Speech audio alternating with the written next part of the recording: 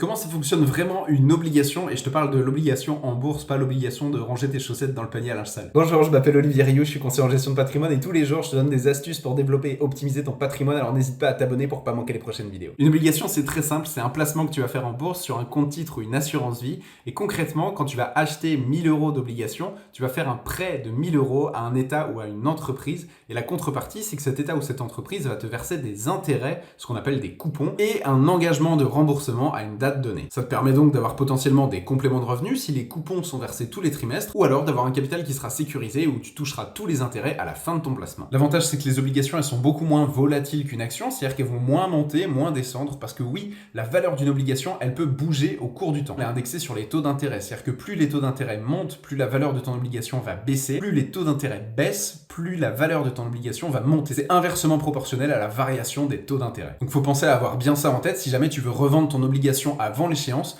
Tu pourras parfois la revendre un petit peu plus cher et d'autres fois la revendre un peu moins cher. Et c'est un excellent placement quand on est âgé, surtout quand on a plus de 70 ans, qu'on a déjà utilisé les abattements de son assurance vie, parce que ça permet d'avoir une épargne qui est stable, de pouvoir toucher un complément de revenu. Et en cas de décès, ces obligations, elles vont pas être vendues un peu moins cher ou un peu plus cher, elles vont être transmises aux héritiers qui, eux, vont pouvoir continuer à profiter des coupons et des intérêts sur leur compte. Alors si t'as appris des choses et que cette vidéo t'a plu, n'hésite pas à me le dire en commentaire et à t'abonner pour pas manquer les prochaines vidéos.